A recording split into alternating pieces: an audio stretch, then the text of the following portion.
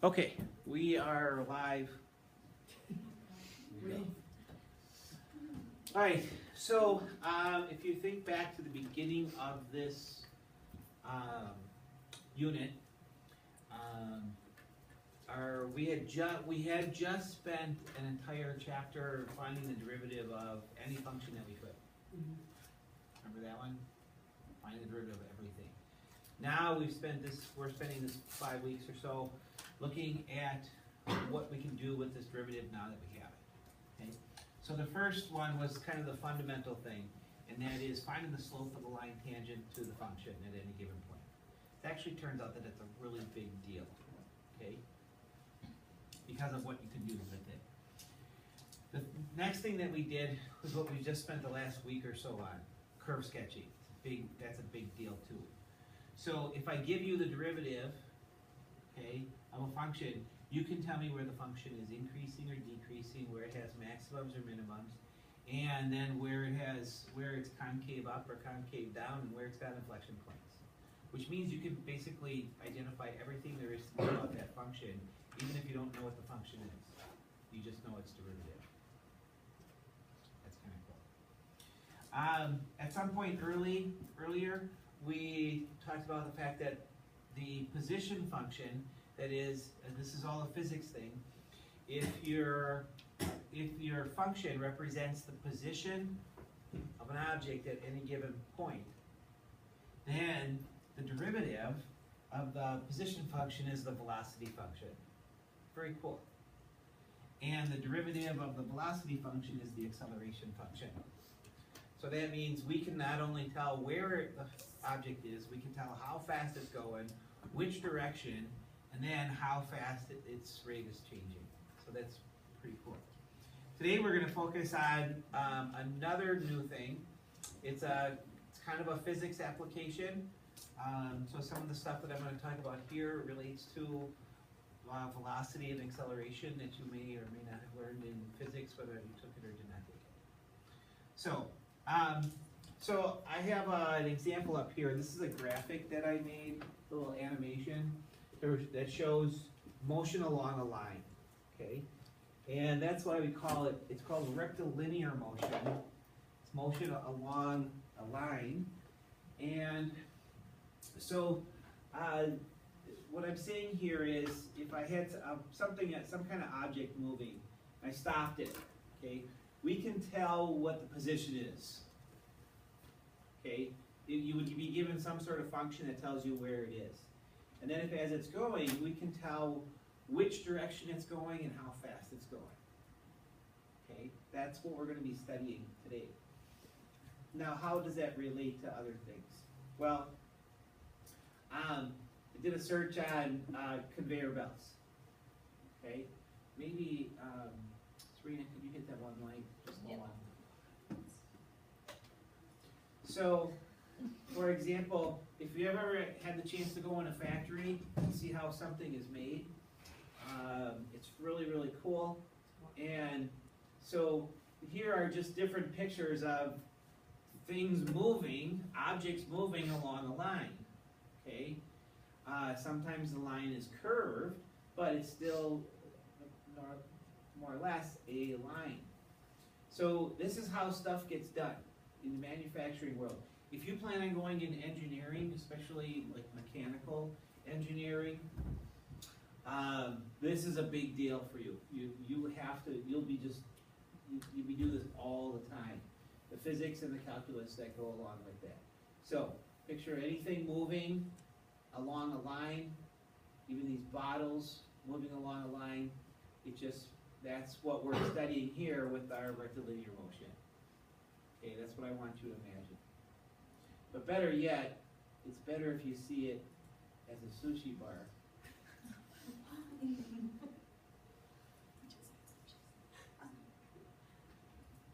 So,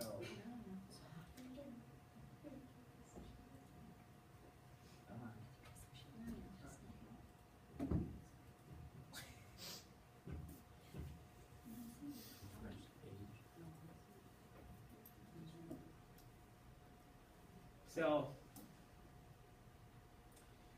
they've got these restaurants that are based on serving you without having servers or cleaners, and some of these totally eliminating the cooks as well. It's pretty crazy.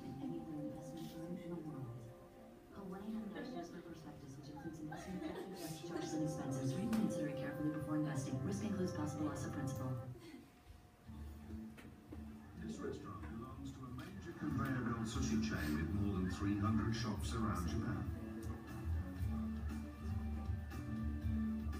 The conveyor belt here is laid out in an E shape, allowing more diners to be served than with a conventional loop arrangement. This space-maximizing layout is now standard at chain sushi shops. The restaurant can serve 196 customers with a kitchen staff of no more than 15. There are actually no chefs. Everything is automated, providing high quality at a low price. The conveyor mechanism itself is also Motion along the line. The kitchen receives a personal order from a diner. So this is cool. It's delivered along a high-speed lane straight to the table. The separate tracks, see the Here, top the track? direct delivery lane is accommodated in the space That's a above the regular special conveyor order. belt. Or you can pick a la carte When just you're on done the with regular the dishes, cart. you put them into this slot. And this is how you It feeds a lane that runs under the regular conveyor belt and carries the plates from the table straight into the dishwashing station. A huge dishwashing machine like this can wash 1,800 plates an hour, about 20,000 each day.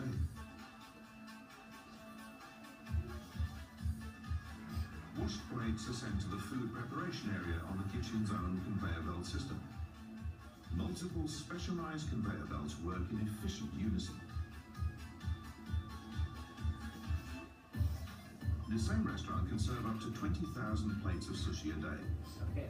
to reduce uneatenness. So, motion along the line, we should be thinking about the sushi being served. But also, trains on a track.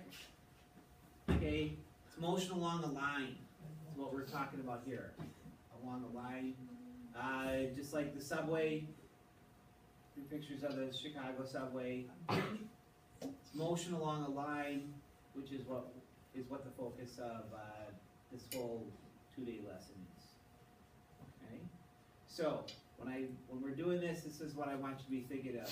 This is like the sushi plate going back and forth, and we can tell how fast it's going. We can tell exactly where it is, when it's at rest, when it's accelerating.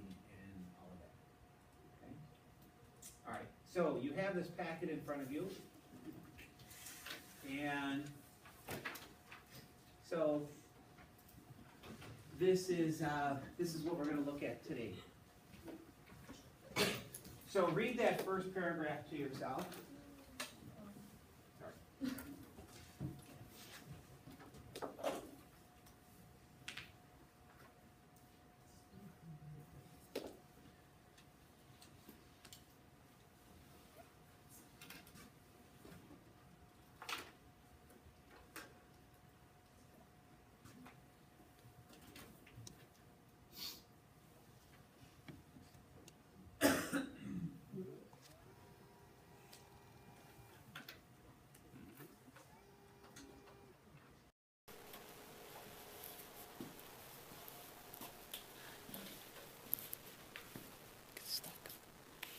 Waves here.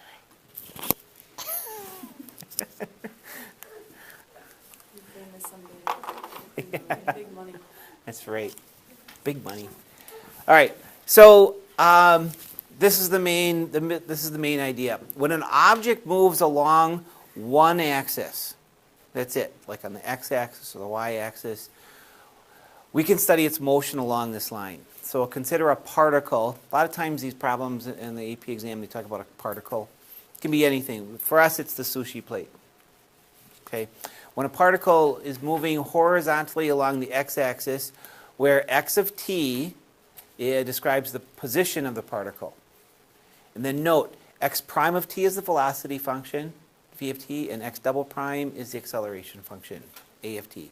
And then also, this is key, you might want to underline this. The speed of a particle is increasing when both the velocity and acceleration have the same sign. And we're going to explain that when we get to that point. All right, now if you look at this packet, there's 3 problems here. I purposely put an additional blank page as the second page because we're going to go through this first one together, and we're going to use both those pages. Okay? And then you're going to do the second and the third one. You'll do those tomorrow in class. Okay? So we're going to spend 2 days on this. All right. Put this note down at the bottom, on that page right there. These are 3 things that kind of are a must know. A must know. First, the object is moving to the right when the velocity is positive, or x prime of t is positive. And then the only difference here is the object is moving to the left when x prime of t is negative. And then the object is at rest when x prime of t is equal to 0.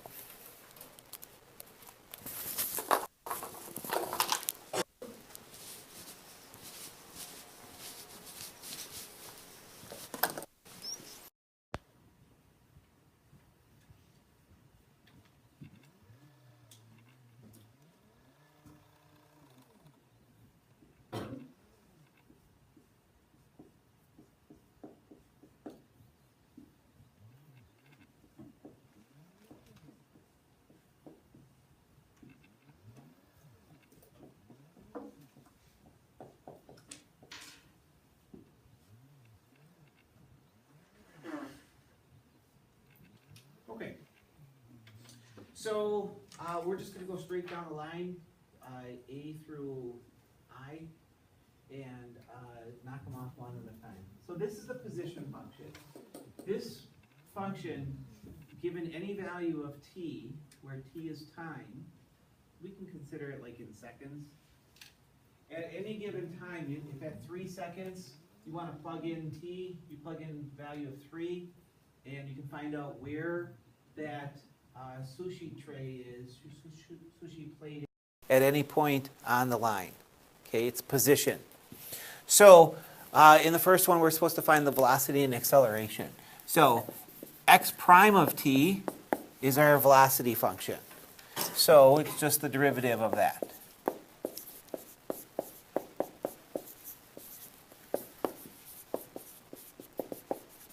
Okay, so that's velocity function.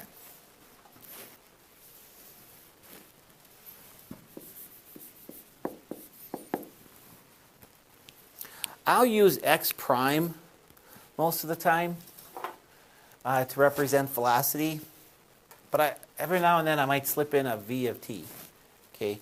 The v of t being the velocity function, but a lot of times I'll just use x prime. All right, second derivative, 6t minus 24, and this is equal to the acceleration function, and like I said, every now and then I'll put down a of t, but it's x double prime. Okay, moving on. B and C are related. Find the intervals on which the particle is moving to the right, and then C is the intervals where it's moving to the left. Okay, need your help here. Okay, so find some critical numbers. What are those going to give us? What do you mean by that? The zeros. That's what we're finding. I don't know how to explain it. You know how to explain it. No. Find some CNs, make our table, find some intervals. We're going to actually we're going to actually replicate what we did in the curve sketching. We're going to find the critical numbers. Those are actually the places where the first derivative is equal to 0, which means those are the places when the sushi tray has come to a complete stop. it is at rest. Then using the chart, we can see when it's moving to the left and when it's moving to the right. So find the second derivative. You've got our first derivative here. We're going to set our first derivative equal to 0. And we're going to solve it for t, make the table, and move on from there. So you do have to know how to factor on the AP exam, just so you know.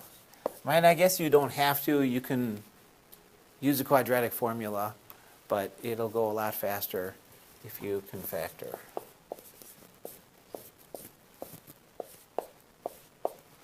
So I don't know how you learned it. I find the numbers first, and then I put the signs in after.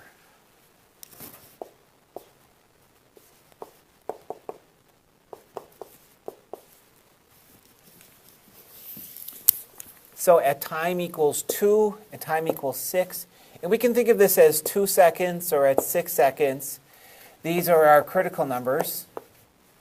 And we can say the object is at rest. The velocity is equal to 0. Yes? Great question. On motion along the line,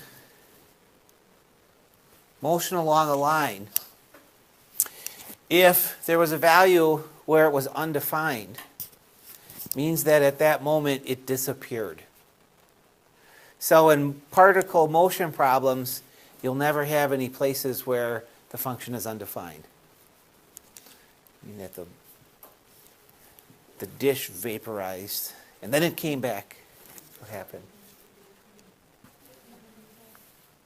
Okay, so using this information, we move on. We can now answer the question. Or I should say, we should make our table.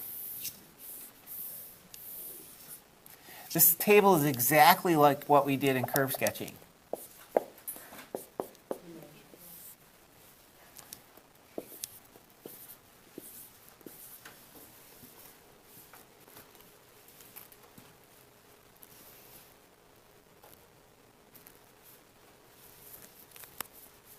So, look familiar? Yeah. Critical numbers, this is where the first derivative is equal to 0. So we can pick some numbers to the left, and then in the middle, and then to the right. Any number that satisfies that works. Now we're plugging this into the first derivative, okay? And just to note, this is the first derivative, okay? And this is the first derivative. Okay, these two are the same. Do you see how the one that's in factored form makes it a lot easier to figure out? Okay, so this one is the one that you want to find to figure it out. All right, if you plug a 1 in there, what kind of answer do you get?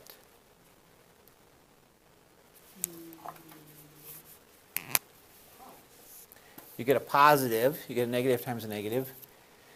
If you plug a 3 in there, you get a negative. If you plug a 7 in, you get a positive. Kind of a thing to note, they'll always alternate when it's a polynomial function. But if it's not polynomial, you could have some funky things going on here. Or if the polynomial is such that it includes some squares of the polynomials, then it may not also work. All right, so now we can answer the question. Because from this, we're going to say the first derivative is positive here and positive here. That means I'm going to put down the word right because the object is moving to the right. Okay, it's a different application. Before we used to say that's where it's increasing. Okay, now on rectilinear motion, this is the place where we know it's moving to the right. Likewise, any interval where the first derivative is negative, the object is moving to the left. So this now is how you work with your chart. Okay, so now we can answer the question. We can say the particle is moving to the right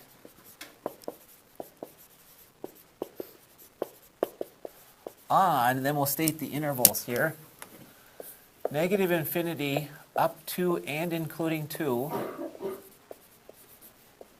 and 6 to infinity. The reason, because the first derivative, x prime of t, is positive. It's just what we're showing here. Wherever the first derivative is positive, boom, this thing is moving to the right. This leads us right into letter C. We can answer that automatically because we did all the work in the chart.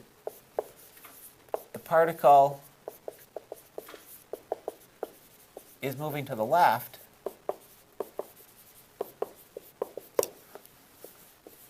on, and the interval here is just from 2 to 6 with brackets.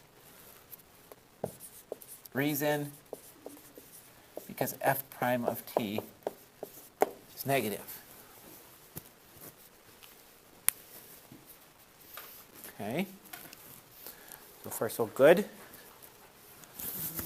Okay, moving on. I gotta take this off. We're gonna use the whole front thing here. You may be on your second side or the second sheet here.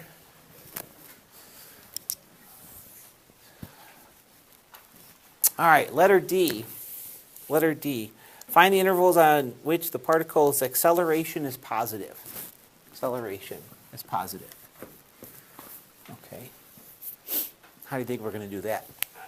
It's the prime line. Mm-hmm. So we find the second derivative, set it equal to 0. Before, that was our possible points of inflections. Now they're the places where the acceleration is equal to 0. So we set the second derivative equal to 0. 0 is equal to 6t minus 24.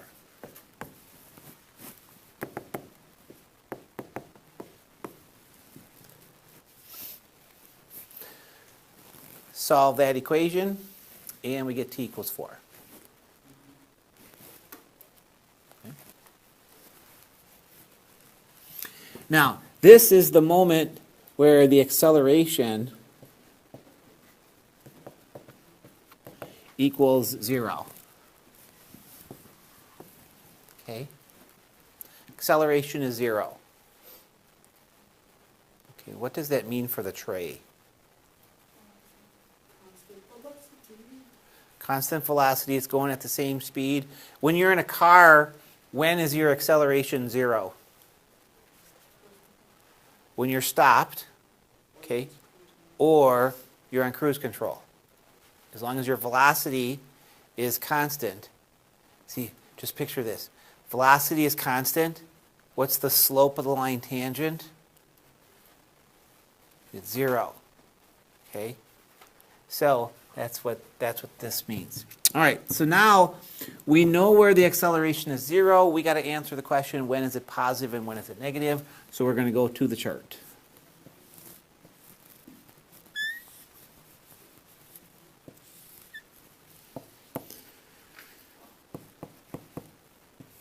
So we're going to use our number 4, and we're going to test to the left and to the right.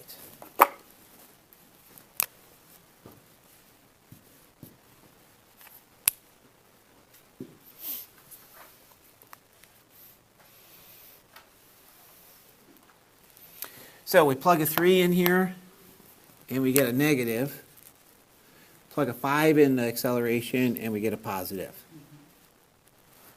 So this is where we can say our acceleration is less than 0, or our acceleration is negative, and this is where acceleration is positive.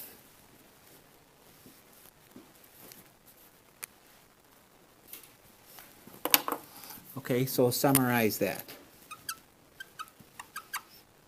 So we're going to say the object's acceleration is positive on the interval from 4 to infinity because x double prime of t is greater than 0. Last week it was the concavity. This time it's the acceleration. Letter E is when is it negative? So we can say the object's acceleration is negative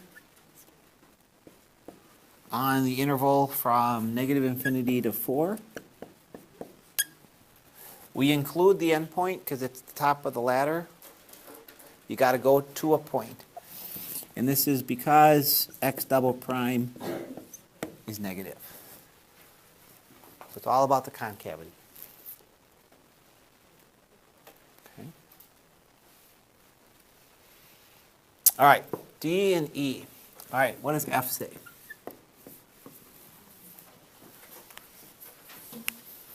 F and G have to do with speed. Find the intervals on which the particle's speed is increasing and then decreasing.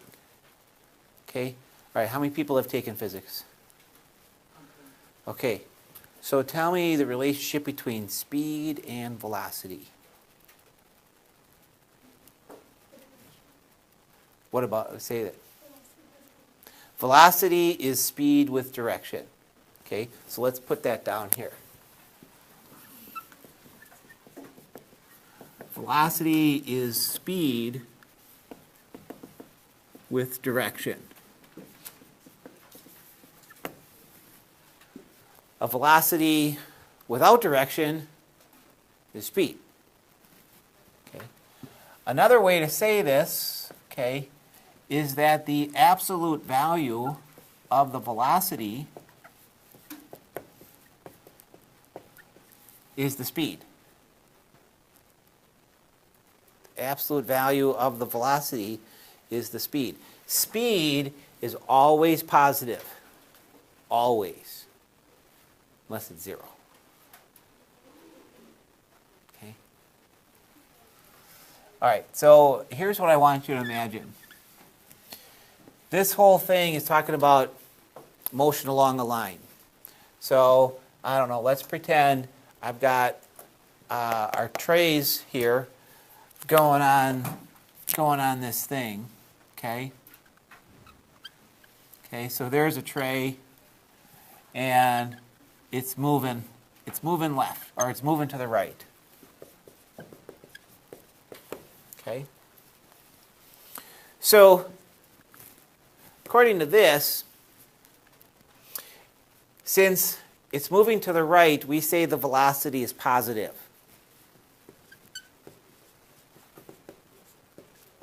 Okay? Velocity is positive. That's because x prime of t is positive. Velocity is positive.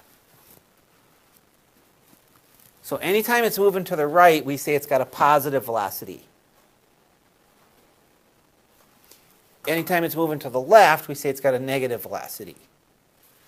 So when it's moving this direction, moving to the left, we say it's got a negative velocity. So velocity is less than 0, and x prime of t is less than 0.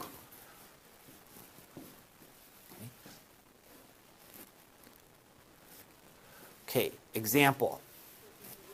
Let's pretend this thing is going, I don't know, 3 miles per hour.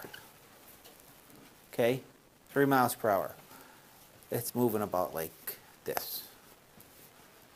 So if I was holding the tray, it's moving along. That's moving kind of fast. Maybe this is the speed one. This is the special delivery one. Okay? So if it's moving 3 miles per hour and it's going this way, okay, the velocity is 3 and the speed is 3. Okay? Velocity is 3 miles per hour and the speed is 3 miles per hour. Okay? However, if it's moving to the left, then its velocity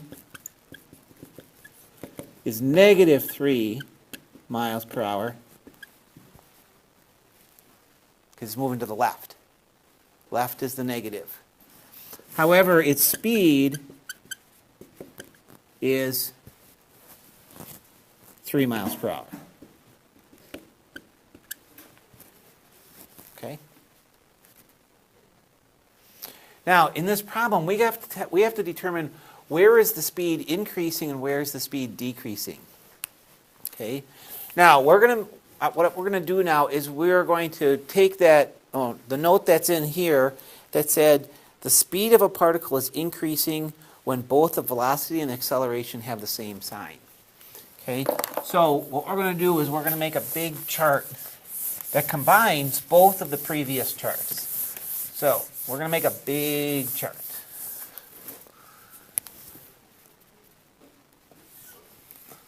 So make a big, wide chart that you're going to have 3 levels on. Just like this. T, x prime, and x double prime.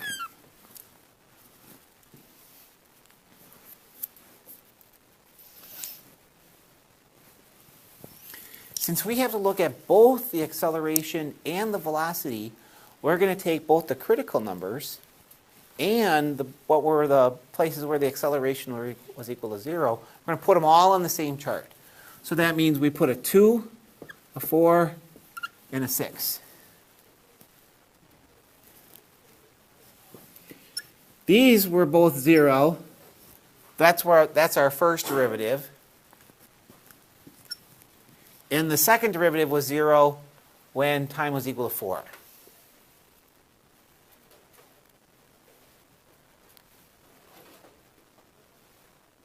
Now I'm going to show you my technique to be able to answer the speed question here. So what I want you to do is I want you to make a column around each one of these special numbers. Okay? And what we're making it ourselves is a big grid. And I think once you see what I'm doing here, you'll understand. Okay, I want you to only focus on this row. Only focus on this row. Look back at the chart that you did in part B. Okay, and you see that numbers to the left of 2, these were positive. And numbers to the right of 6 were also positive. Now when we made the chart for the first time, the 4 wasn't in the chart. Okay? But all of the numbers, the t-values between 2 and 6, they all produce a negative. So we fill those out with negatives. This chart in the middle is the same as the first chart that we wrote. Now the second chart, we're going to take this chart and put it in here. The numbers to the left of the 4, these were all negatives. And to the right of 4, they were all positive. It's where the acceleration was positive and where the acceleration was negative. Now, this is the power in making the chart like this, is because we can look at, we can find easily the intervals where the signs are the same. So, take a look at this. See this right here? Okay. At this moment, we can say that the speed is increasing. That's because both of the signs of the velocity and acceleration are the same.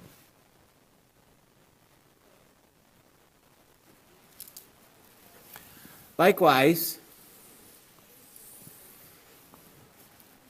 this is also the place where the speed is increasing.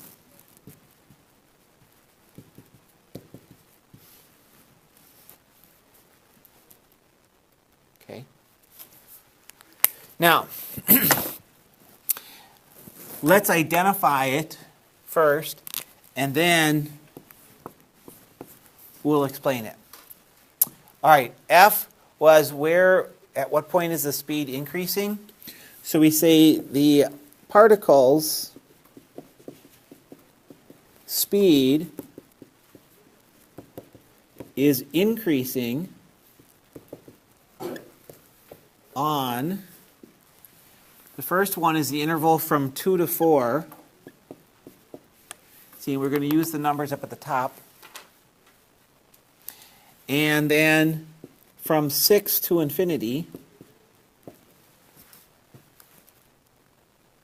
And the reason that we use is that x prime and x double prime have the same sign.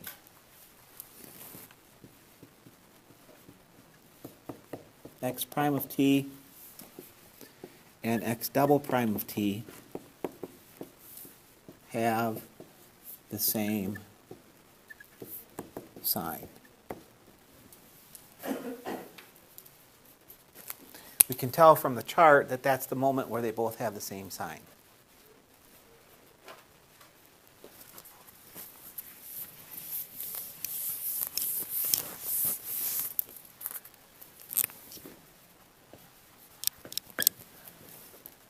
For G,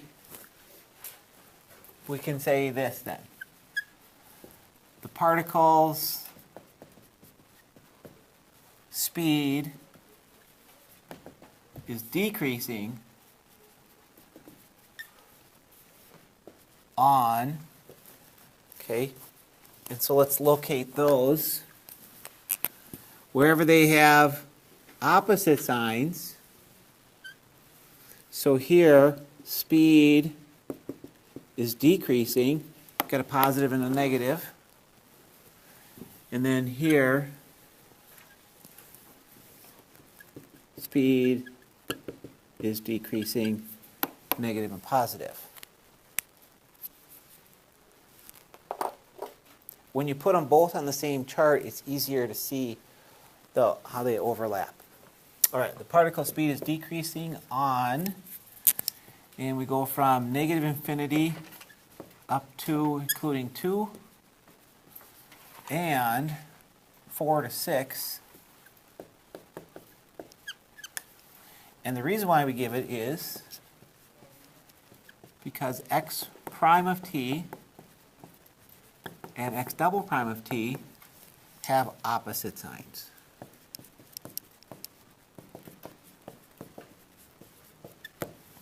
In other words, the velocity and the acceleration have opposite signs.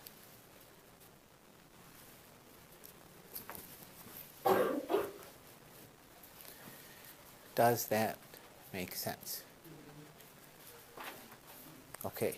Tomorrow, I'll explain what's really going on here between the positives and the negatives when they have the same sign. I'm sure you can probably think speed is increasing when velocity and acceleration are both positive, but how can speed be increasing when they're both negative? That's what I want to hit tomorrow. Okay, the worksheet, we'll do both those problems. Well, you'll get a chance to do those tomorrow when we finish this one.